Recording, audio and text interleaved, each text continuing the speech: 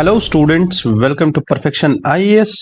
Perfection IAS की YouTube channel पे आपका स्वागत है। आज का द हिंदू एनालिसिस करेंगे 18 सितंबर 2023।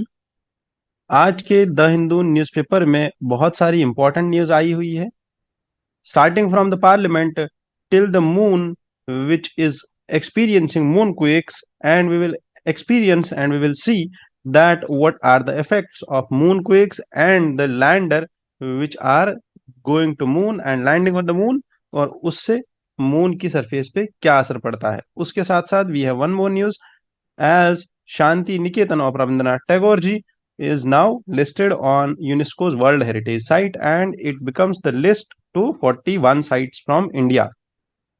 Then we will also discuss in detail प्रधानमंत्री विश्वकर्मा योजना जो कल लॉन्च हुई है, बहुत ही इंपॉर्टेंट स्कीम होने वाली है। इस स्कीम की हर एक चीज हम डिस्कस करने वाले हैं। देन एक्सप्लेनर सेक्शन में project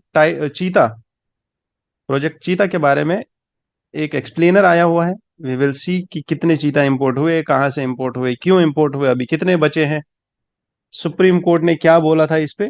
every neat and grit of this topic will be discussed. ठीक है। Also, with this, we will see that how Iran has been under the sanctions, and the revival of the sanctions from West is there. We will also assess कि G20 summit से क्या क्या outcomes आए हैं और India की health care journey में क्या नई चीजें पेपर में आज हम देखेंगे एडिटोरियल में, कि क्या नई चीजें हैं और क्या वे फॉरवर्ड है हमारे हेल्थ केयर के लिए, कैसे हम आर्टिफिशियल इंटेलिजेंस का यूज कर सकते हैं। Before we start the discussion, I want you all to pay attention to the new batch which has been started at Perfection IAS Delhi branch. Karol Bagh में हमारा नया यूपीएससी का बैच स्टार्ट हो रहा है। 20 सितंबर से बैच स्टार्ट हो रहा है। कल दिन आपके पास बचा हुआ है रजिस्ट्रेशन करने के लिए। आप आज अपने रजिस्ट्रेशन करा लीजिए इस नंबर पे कॉल करके, otherwise you will lose a chance to get a seat in our batch. Done.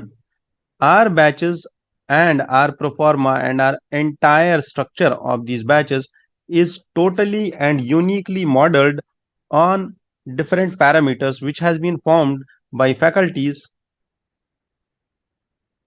उन फैकल्टीज ने ये प्रोग्राम बनाया है जिनका experience more than 12 to 20 years का एक्सपीरियंस है ना। There is a group of mentors, there is a team of faculties, there is a team of leaders who are innovating these methods just to make sure that you crack your UPSC within the stipulated time only. I'll ask you to get yourself a counseling session from this number and get yourself scheduled a meeting with your mentor so that you strategize your preparation well. So let's begin with the discussion today, as has been our normal schedule that we start our discussion with a UPSC PYQ. और आज का जो PYQ था बहुत ही आसान और बहुत ही tricky PYQ। ठीक है। It talks about schedule areas, और जब भी हम पढ़ते हैं शेड्यूल एरियाज या शेड्यूल कास्ट या ट्राइबल एरियाज के बारे में, जितना भी आज तक हमने पढ़ा, और अगर आपको याद होगा तो हम हमेशा दो ही चीजें पढ़ते हैं, दैट प्रेसिडेंट एंड गवर्नर, है ना।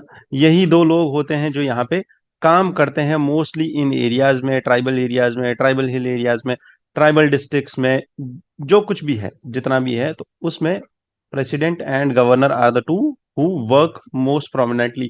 जो हम कीवर्ड यहाँ पे सुनते आ रहे हैं, चाहे लक्ष्मीकांत पढ़ो, आप एनसीईआरटी पढ़ो, तो president and governor is the one who is governing these areas.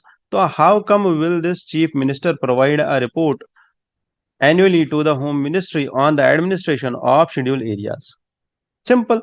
We will see कि यार हमने चीफ मिनिस्टर के पावर्स पढ़े नहीं है, हमने चीफ मिनिस्टर को पढ़ा नहीं है, पता नहीं करता है नहीं करता है, हम इसी चीज में लगे रहेंगे। जबकि the simple trick was that it's not chief minister, it's the governor and the president who are always there for the administration of these areas. ठीक है। So 3 will be wrong. Therefore, this will not be the answer. C will not be the answer. Now, what are the correct statements? Yes, 1 and 2 are correct. We have seen these statements. Usually, ये दो plain statements है, और ये दो statements आराम से आपको लक्ष्मीकांत पे भी मिल जाएंगे, आपको एनसीईआरटी में भी मिल जाएंगे। ठीक है, done, don't need to do research. You can see that this explanation talks about the same thing and how governor of the state is responsible with a special responsibility assigned to him to provide a report to the president regarding the administration annually or whenever the president requires so. This fifth schedule and sixth schedule are always in news, as you can see that Economic and Political Weekly magazine में भी ये आया था. So let's begin the discussion of the news which was on the first page. This headline talks about the new parliament to host special session and the session which is beginning from tomorrow. तो आज 18 सितंबर को old parliament में session होगा, 19 सितंबर को photo session होगा, जो कि usually Lok Sabha के एंड पे होता था, वो लोकसभा के टेन्योर के एंड पे होता था।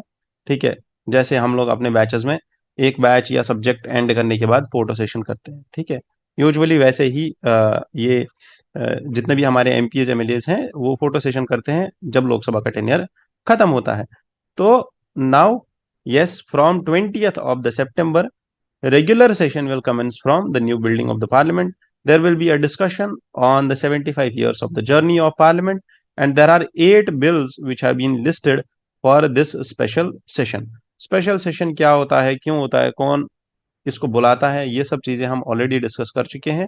And women's reservation bill is also there which will be discussed in this special session. Done, so that's about this news. ठीक है, इसके बाद we will start with the discussion of editorials. First editorial came about testing times, and this is about the foreign trade and widening of trade deficit of Indian economy. ठीक है, this editorial pertains to GS3 paper economy section, and economy में भी external trade and merchandise trade. ठीक है, now what does this editorial talk about? It says that अगस्त के महीने में, है ना, हमने देखा that 7th consecutive month was अगस्त, जहां पे हमारे एक्सपोर्ट्स डिक्रीज हो गए। क्या हो गए? डिक्रीज हो गए। This marks the 9th time in the last 11 months that exports have declined. Exports कम हो गए हैं, एंड कितने कम हो गए? 6.9% compare to last month, compare to the same month in last year. अब आप बोलोगे सर कि ये तो बहुत ही ज्यादा फैक्चुअल इंफॉर्मेशन है, कितना याद रखेंगे? अगर आपको यहाँ पे समझ आ रहा हो तो this is just a last year comparison, है ना, और वो भी मंथ वाइज। जब बजट इकोनॉमिक सर्वे आती है तो वो कंपैरिजन देते हैं पूरे साल का, है ना, and that data and that statistics is important for us. What is important for us now is to understand the concept कि जब डिक्लाइन आएगा एक्सपोर्ट्स में तो उससे क्या होगा। एक्सपोर्ट्स में डिक्लाइन आते ही इसको कॉम्प्लीमेंट किया हुआ है किसने? इंपोर्ट्स में इंक्रीज आने से। तो एक्सपोर्ट कम हो गया, इंपोर्ट ज्यादा हो गया, इससे क्या होगा? हमारा ट्रेड डेफिसिट वाइडन हो जाएगा, बढ़ जाएगा हमारा ट्रेड डेफिसिट। और इससे क्या होगा? The combination of declining exports and increasing imports has resulted in trade deficit of around $24 billion. ठीक है, now if you talk about the yearly trends, so year to date goods exports have decreased by 11.9% while the imports have dropped by 12%. This thing has been there due to what? First is commodity pricing. So global commodity prices have risen by approximately 12%. So there is an inflation at the global level. There is inflation at global level reaching a 15-month high, जिसमें oils, gems, crude oil particularly, gems, jewelry are the import which are the goods of import which continuously outpace the exports. Talking about the impact of rising global oil prices, तो global oil price import होगा तो हमारे import bill का amount increase होगा, और उससे क्या होगा? उससे हमारे जो इंपोर्ट्स है वो बढ़ेंगे और हमारी इकोनॉमी पे नेगेटिव इम्पैक्ट ये पड़ेगा दैट हमारे यहाँ से डॉलर ड्रेन आउट होगा और डॉलर की डिमांड बढ़ेगी, रुपी होगा कमजोर, रुपी कमजोर पड़ेगा तो उससे क्या होगा? इंडिया के एक्सपोर्ट्स बढ़ने चाहिए थे बट वो बढ़ेंगे नहीं, वो कम हो रहे हैं। ठीक है, क्योंकि there is global inflation, And it's not only that the global inflation is in crude oil, global inflation is in other products also. ठीक है. While export volumes of several major items have risen, their value has declined. ठीक है. Volume has increased, but the value has decreased due to lower prices. तो चाहे अब exports बढ़े भी, but price कम होने की वजह से एक्सपोर्ट्स का जो अमाउंट होगा, जितना पैसा हम एक्सपोर्ट से बनाएंगे, वो पैसा कम होगा. ठीक है. चाहे हम 10 गुड्स के बजाय 20 एक्सपोर्ट्स एक्सपोर्ट करें, बट जो उसका पैसा बनेगा, जो टोटल बिल बनेगा, वो कम ही रहेगा क्योंकि प्राइस ही कम है. Then what are the challenges and the opportunities in this point of time? India has been facing challenges such as sticky inflation and interest rate hike in key markets like European Union, है ना. तो वहां पे ये challenges हैं हमारे, that there is inflation and there are interest rate hikes, plus the festive demand in United States may boost our order books. Why? क्योंकि United states में, yes, there is a sort of like, not festive season, it actually means by this festive season is the expansionary monetary policy. ठीक है. That yes, there is a loosening of the interest rates, decrease हो रही है, और उसकी वजह से this may like the export importers of United States may be more in such a manner कि वो लोग यहाँ से इंपोर्ट ज्यादा करें, क्योंकि अगर वहां पे उनको डॉलर सस्ते में मिल रहा है, वहां पे इंटरेस्ट रेट्स कम हो रही है, तो then they will invest that money and they will increase their orders from India. ठीक है. Then coming to the positive signs, there are positive signs such as engineering goods are seeing a growth in exports, plus the support to exporters by the India has been re-emphasized by the government as the to nurture the green shoots of recovery. ठीक है. तो Indian government का जितना support रहेगा exporters को, उतना ही ज्यादा हमारा एक्सपोर्ट बढ़ेगा. और जैसे आपको याद हो तो हमारे पास there is a scheme running for exporters. ठीक है. In GST also they can take away their input tax credit in just to make sure that their money gets loosened up soon, वो अपनी मनी को वापस liquidate कर पाए. उसके साथ साथ उनका जो क्लियरेंस का होता है चेक्स का, तो LOC, LAC, these things are also sorted out, and these are the support mechanism of government, जिसकी वजह से exports may rise again, and this will nurture green shoots of the economic recovery. Talking about the Iran and the sanctions from United States.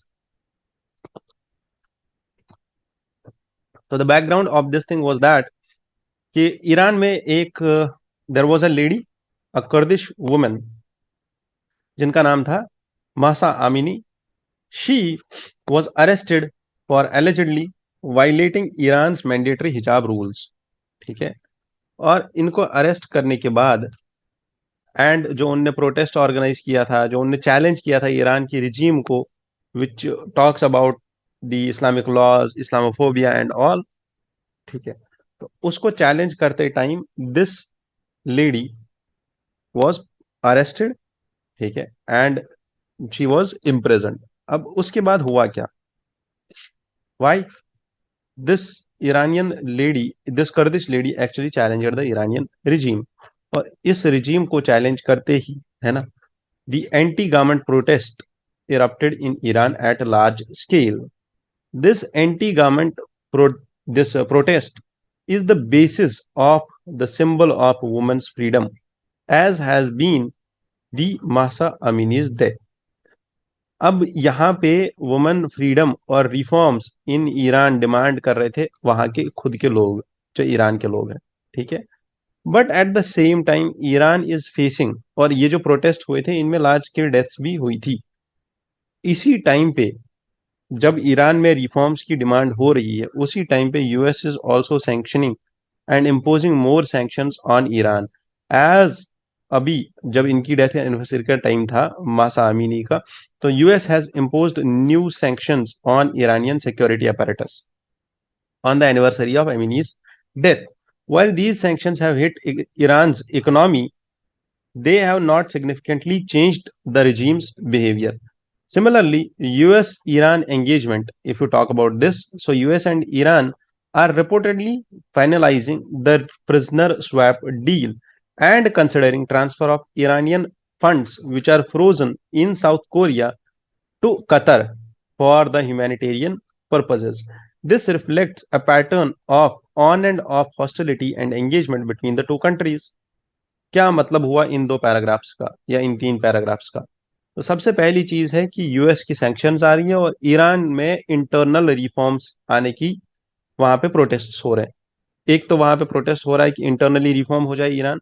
दूसरा, US sanctions impose कर रहा है कि Iran की economy को हार्ड हिट करे, Iran की nuclear energy को हार्ड हिट करे, ईरान का political power, dominance, global trade, उस सब चीजों को कम करे, because Iran is a major oil exporter. Now इसके साथ साथ अगर आप देखो, द आयरनी और the double partisanship is that they are between themselves finalising the prisoner swap deals. ठीक है, पहले जो they are, it means that they are increasing there diplomatic ties, है ना, समहाउ। हाउ? पहली वो चीजें कर रहे हैं दैट प्रिजनर स्वैप डील करनी है, ईरान के जो फंड्स साउथ कोरिया में है उनको ट्रांसफर करना है कतर में, so that the humanitarian deals can get off. This highlights two things. One is the inconsistency in the approach of United States towards Iran. अब ये क्यों होता है? Why is West inconsistent towards the Middle East or towards the Southeast Asia? Or you can talk about the Afghanistan also, that, or you can talk about the Vietnam also. You can talk about the countries in which US has been massively involved. Why is United States showing this on end of approach in these countries की जब वो आता है और वो उन countries में politically involve होता है, इंटरनल कॉन्फ्लिक्ट्स में इन्वॉल्व होता है, उसके बाद चाहे वो वहां पे लॉस उसको हो जाए या फिर वो वहां पे गेन करे या फिर वो इराक की बॉम्बिंग हो या फिर वो कुछ भी हो, उसके बाद US takes its foot out और उसके बाद वो वापस चले जाते हैं। Because this entire thing depends on what, this entire thing depends on the United States की जो फॉरेन पॉलिसी एक्सपर्ट्स हैं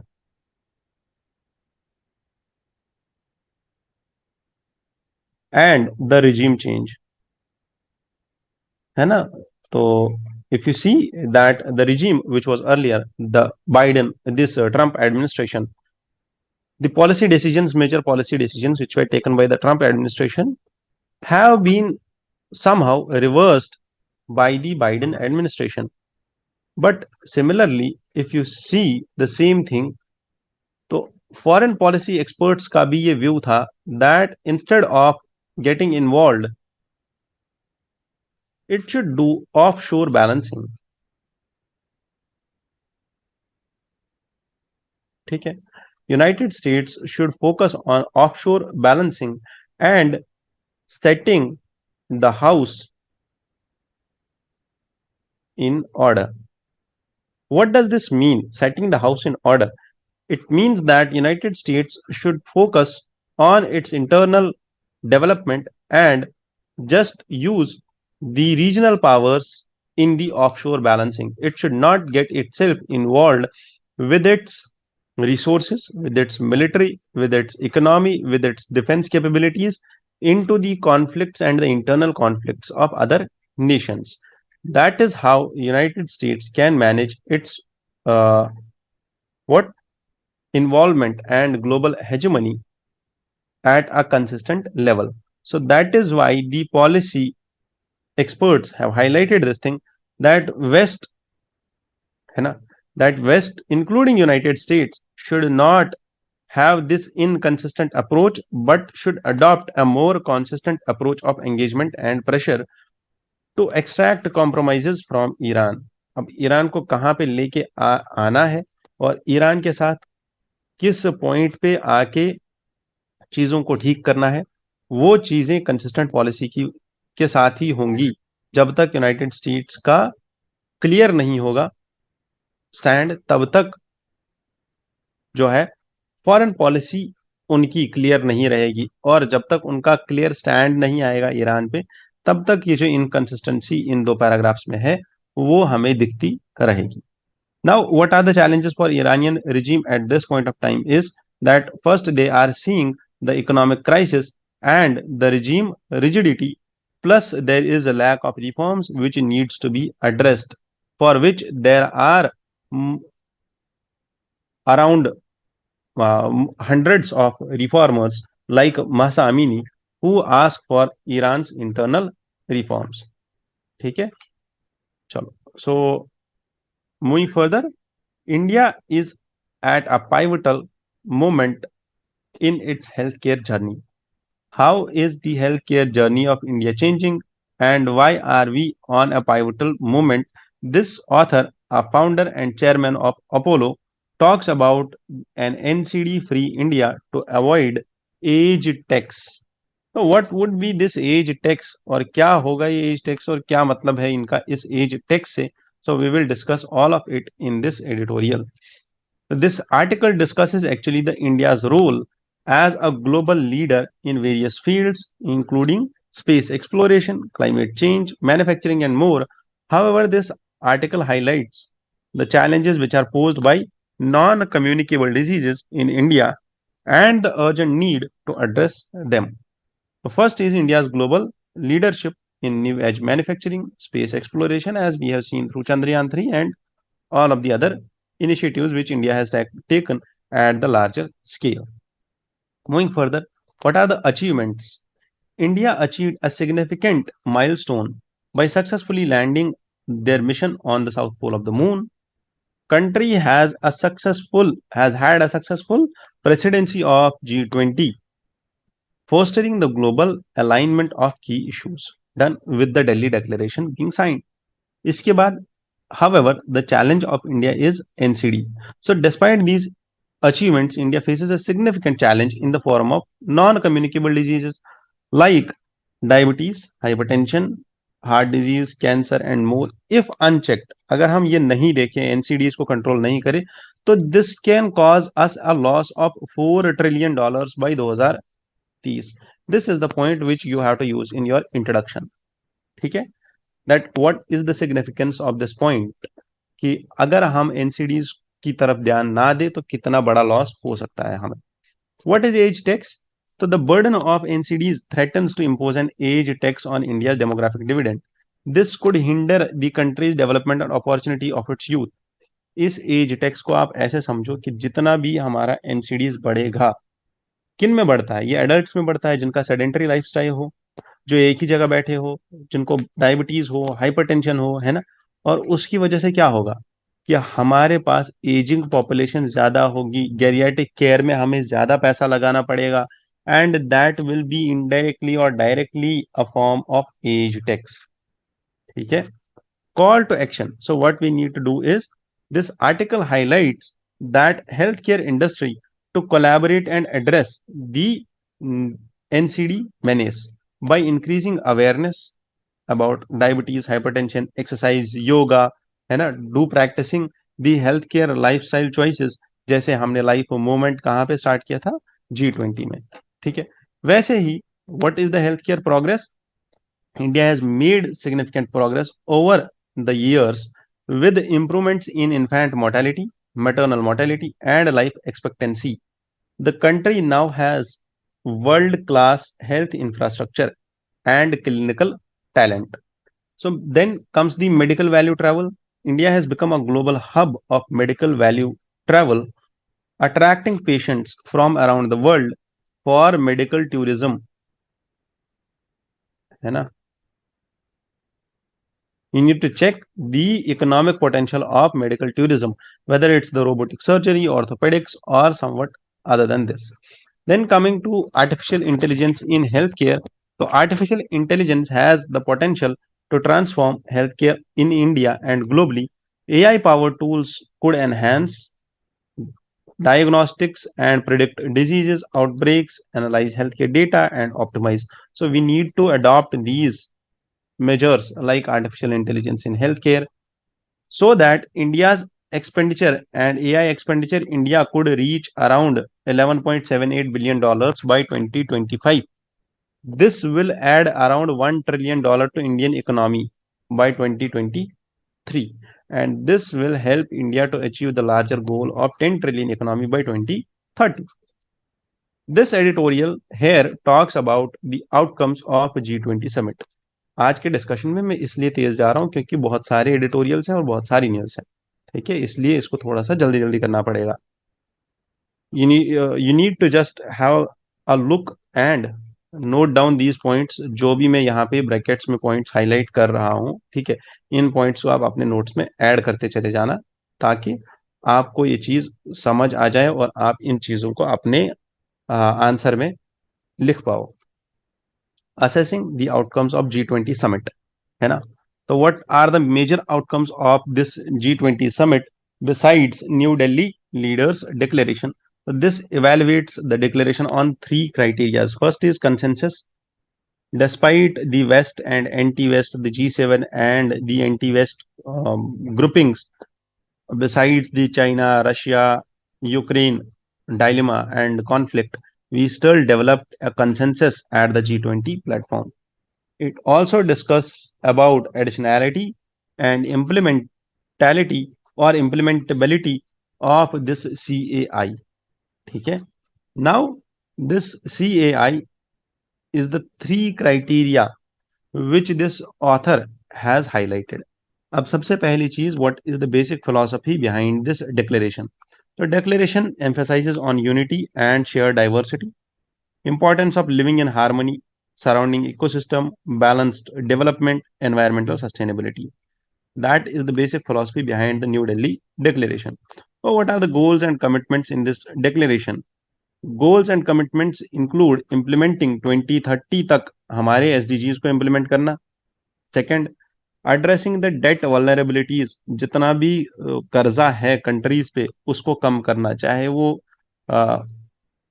लाइक डेट डिप्लोमेसी हो, चाहे वो कंट्रीज का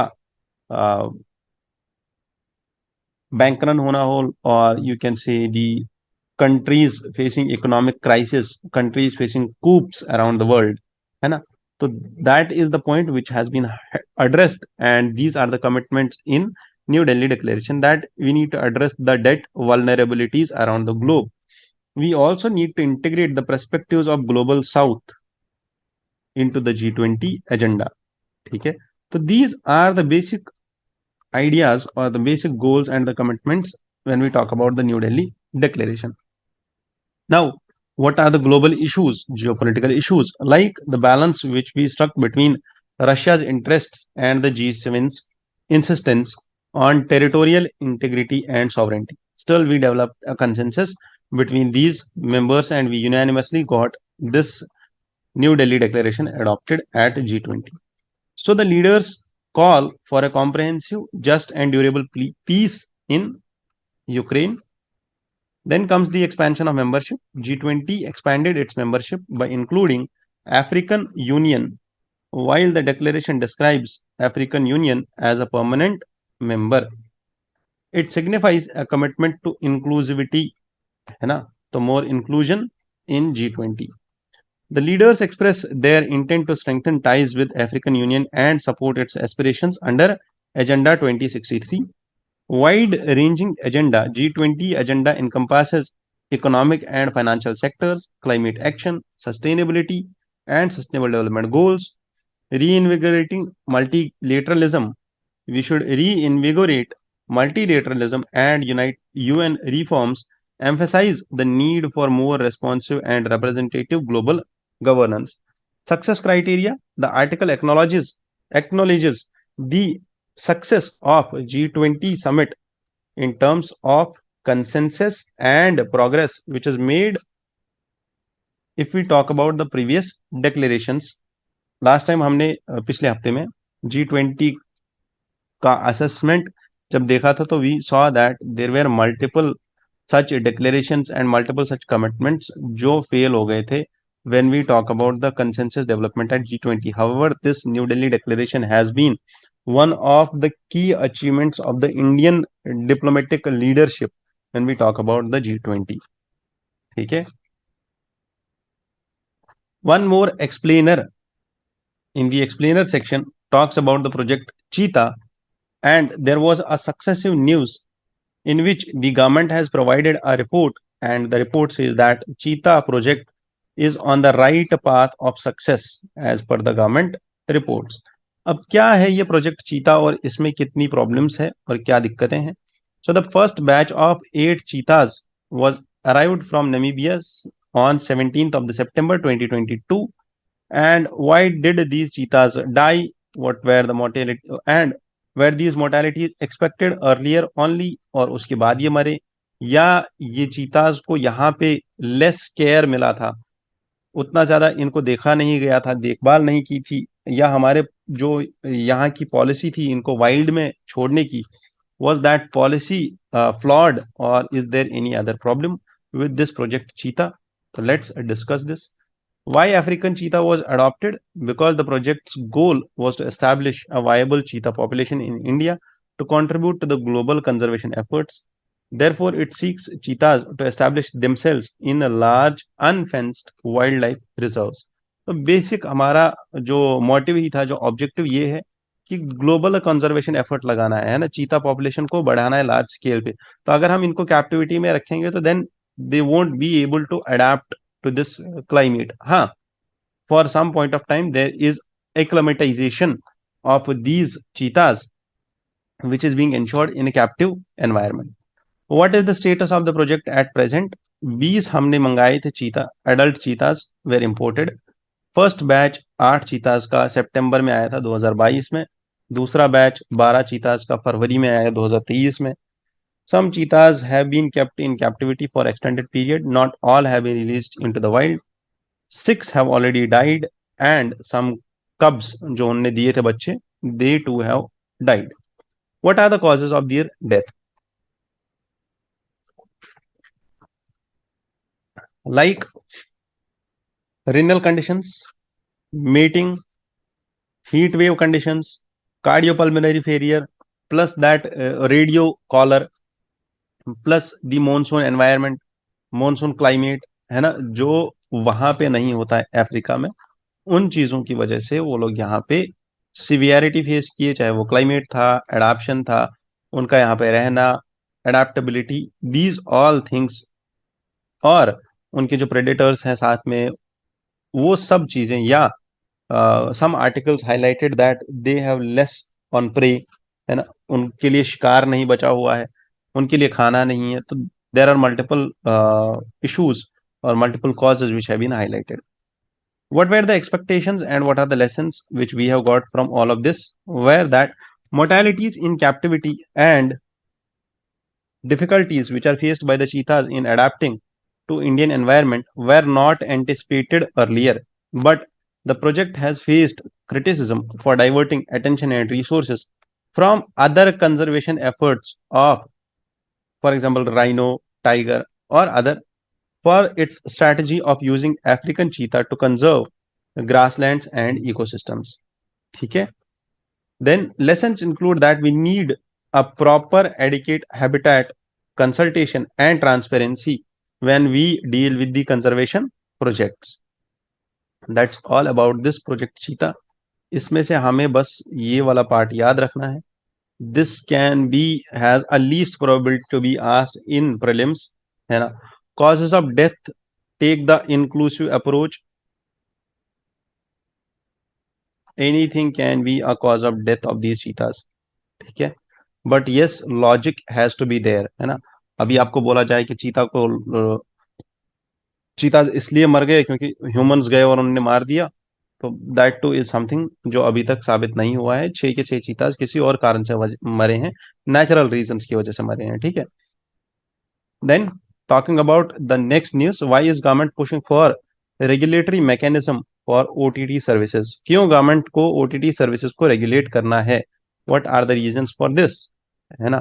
सो TRAI in the recent times, 2 महीना पहले TRAI release a consultation paper जिसमें उन्होंने पूछा that will it be good to ban और regulate these apps in such areas जहां पे एनकाउंटर, जहां पे टेररिस्ट एक्टिविटी, जहां पे वायलेंस, जहां पे लॉ एंड ऑर्डर सिचुएशन हो. क्या हम उन जगहों पे इन एप्स को सेलेक्टिवली बैन करें या बंद करें, बजाय इसके कि हम पूरा इंटरनेट बैन कर दें. ठीक है, क्या हम सिलेक्टिव बैन कर सकते हैं इन एप्स को? तो वो कंसल्टेशन पेपर पहले आया था। उसके बाद try release a consultation paper on the regulation over on these OTT platforms. क्यों रेगुलेट करना है इनको? पहली चीज, background was that TRI's consultation paper focuses on regulating OTTs like WhatsApp, Facebook, Meta, Zoom, and not content-based OTT platforms like Netflix and Amazon Prime. So the issue rose actually why? Because there was a parliamentary standing committee of the Department of Telecom to explore selective banning, है ना, जो मैंने बोला पहले जो ban आया था, है ना, services due to concerns about their impact and reach. Now, there is another concern of telecom service providers who say that OTTs should share their revenue with us, है ना, on the basis of their subscriber number and data usage which they use. Why is there a demand for regulatory framework? Yes, TSPs demand this thing. That is, the telecom service providers demand this thing, that OTTs should be regulated, as this will ensure a fair contribution.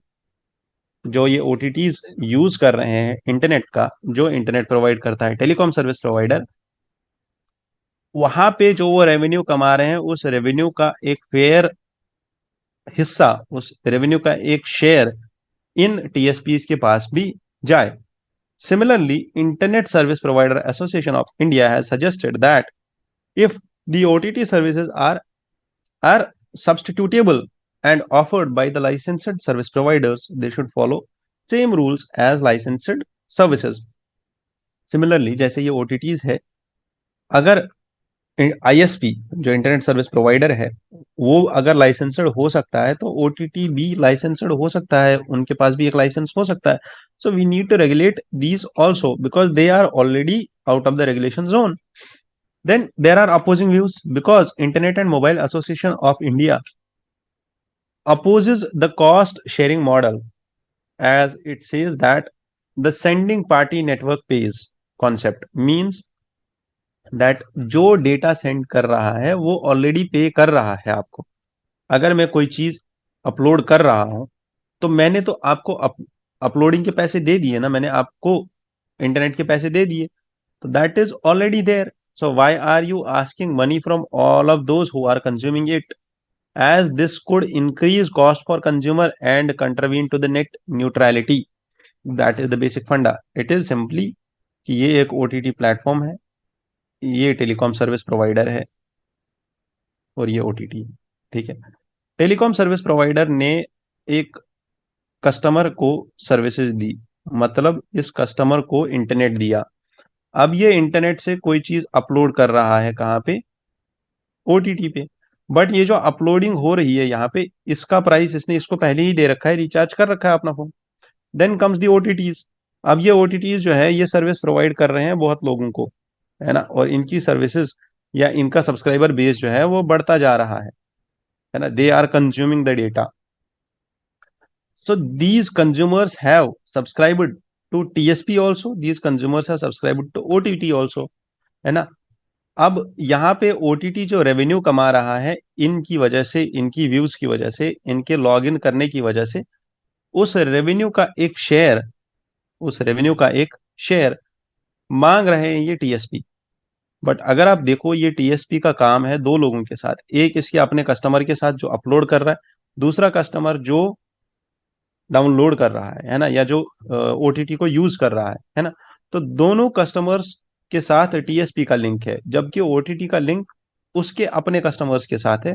Still there is this debate between the two that we need a fair share of this revenue which you are generating out of this customer base.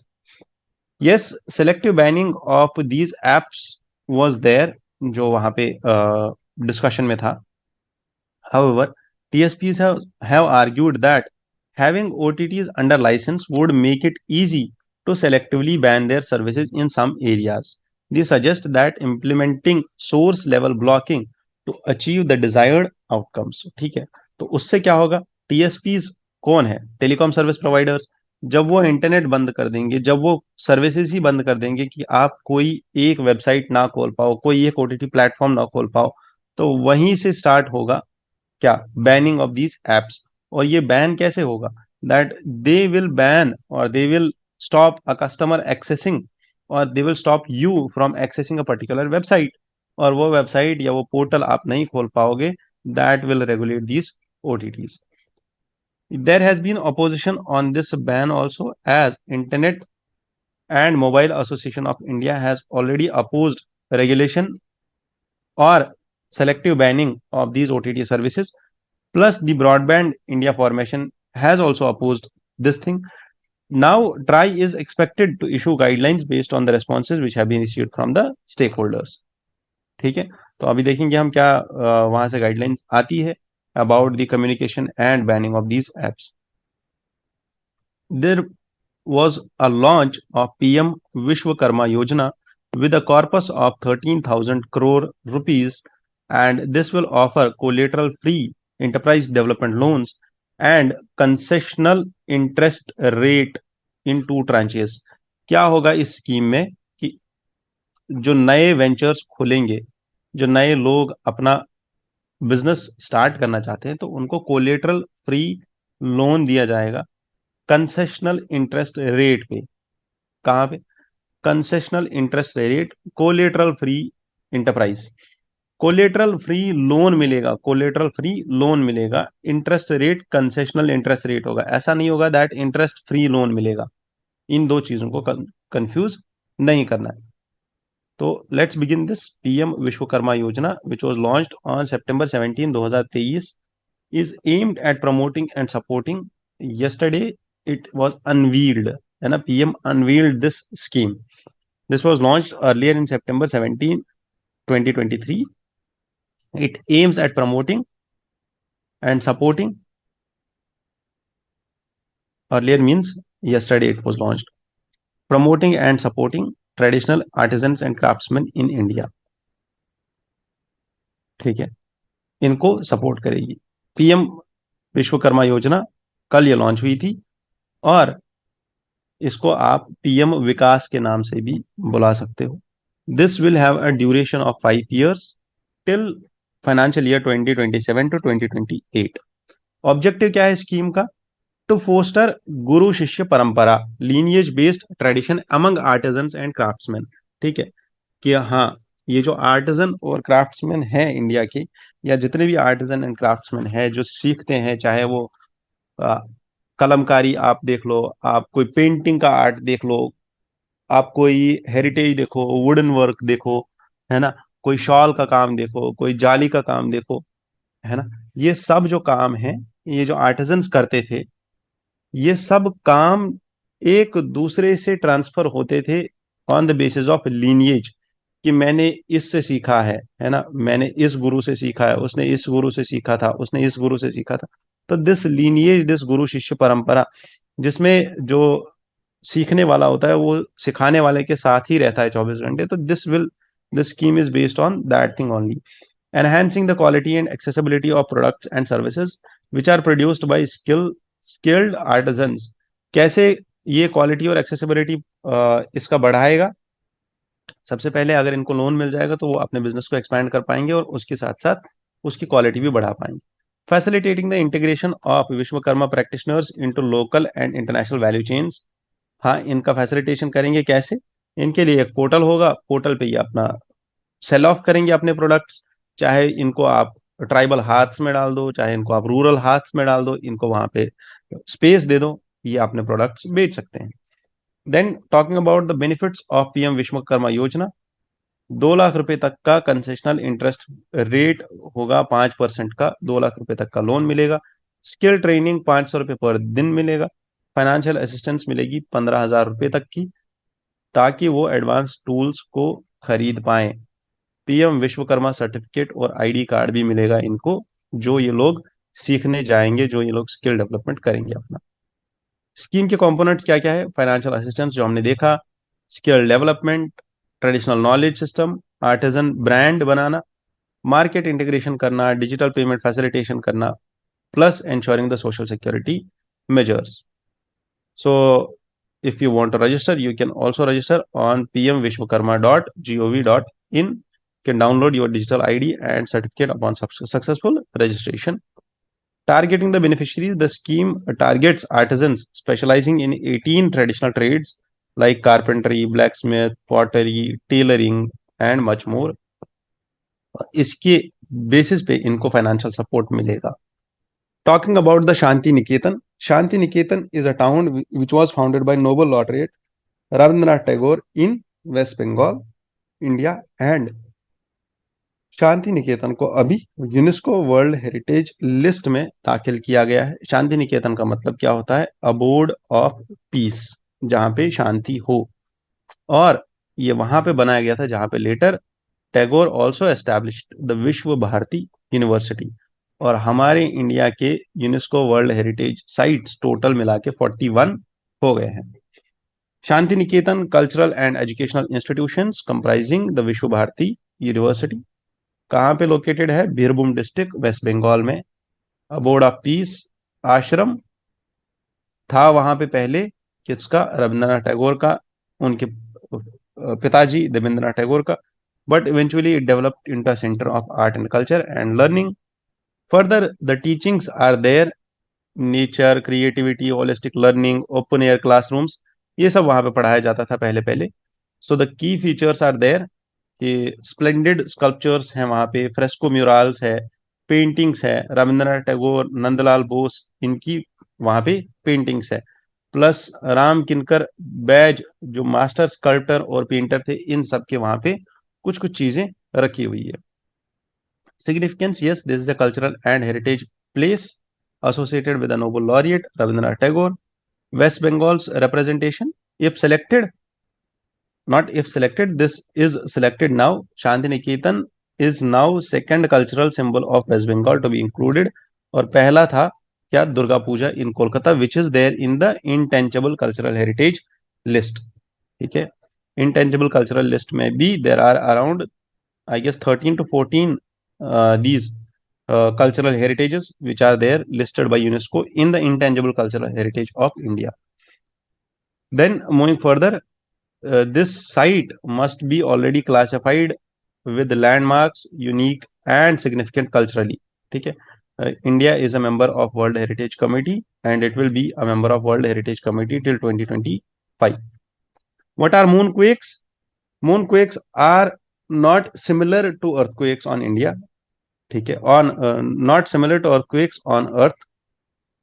Unlike earthquakes, the moonquakes are caused by different factors. इसको याद रखना है. ठीक है. There are totally different factors जिसकी वजह से moonquakes होते हैं. The moon experiences seismic activity often referred to as moonquakes due to following reasons. पहला है extreme temperature variation. क्यों? क्योंकि moons surface experiences dramatic temperature variations, जो अभी रिसेंटली चंद्रयान ने भी हाईलाइट किया था. वहाँ जो हमारा लैंडर था, जो रोवर ने ये चीज दिखाई थी दैट कितना टेम्परेचर वेरिएशन होता है. 121 डिग्री सेल्सियस से लेके -133 डिग्री सेल्सियस तक टेम्परेचर वेरिएशन होता है. कहाँ पे? मून की सरफेस पे. मीटियोर्स भी इस पे इम्पैक्ट करते हैं. मीटियोर्स शावर होता है, वहां पे मीटियोर्स गिरते हैं और उसकी वजह से भी ल्यूनर सरफेस जो है डिस्फॉर्म हो जाती है. इसीलिए हम ल्यूनर सरफेस के साउथ पोल में लैंड किए थे और वहां पे भी we needed the soft landing. Why? Because that space is totally, जो साउथ पोल है वहां पे बहुत ज्यादा आपको देखने को मिलेगा दीज, साउथ पोल पे आपको बहुत ज्यादा देखने को मिलेगा दी इम्पैक्ट ऑफ मीटियोर्स. ठीक है. Then moving further, lunar lander and human activity, जितने भी लैंडर्स यहाँ से गए हैं, चाहे वो अपोलो 1972 का हो, ठीक है, they have caused tremors on the moon और उसकी वजह से भी मून क्वेक्स होते हैं. तो understanding moon quakes and their cause is essential as the countries plan to establish lunar outposts and conduct further exploration of moon. तो हमें ये समझना होगा दैट मून क्वेक्स क्यों होते हैं और कैसे होते हैं और उनकी वजह से कितना इम्पैक्ट पड़ता है. ठीक है. At the last UPSC mains 2022 question from GS3, और ये वाला क्वेश्चन था मैरीटाइम सिक्योरिटी के ऊपर. Maritime security a part of GS3 internal security. You should combine it with and you should complement it with, you should relate. हमें यहाँ पे एक लिंक बनाना पड़ेगा इंटरनल सिक्योरिटी और इंटरनेशनल रिलेशंस का, ताकि हमें यह समझ आ जाए that how at the national international level, regional organizations like RATS or regional organizations or international organizations like UNCLOS, EEZs, the policies, the laws at the international level or the International Seabed Authority can help us in establishing a collaborative and cooperative approach in the maritime security of any of the countries. ठीक है, तो इस question को कैसे लिखेंगे? Introduction में we will start with the India's maritime border, which is long as 7,000 kilometers. What are the challenges in our maritime border? That we have in our neighborhood world's busiest Malacca Strait, from where the ships are going. ठीक है, we have in our proximity the African Gulf, है ना, जहाँ पे piracy के issues बहुत ज्यादा है. We have in our proximity the Golden Crescent and the Golden Triangle, both from the northwestern and the southeastern sides, है ना. And ठीक है, further we have also witnessed the Mumbai attacks, है ना. So these are the issues and challenges in our maritime security of India.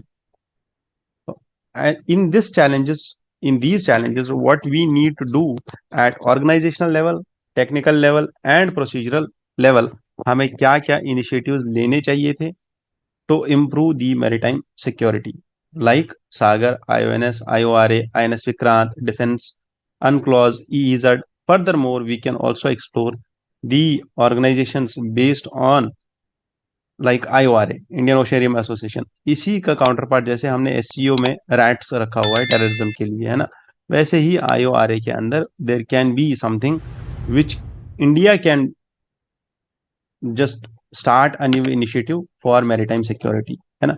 चाहे वो quad हो, वो एक्सरसाइजेज हो, बाइलेटरल एक्सरसाइज हो, सिंगापुर के साथ हो, इंडोनेशिया के साथ हो, these all are there for maritime security only.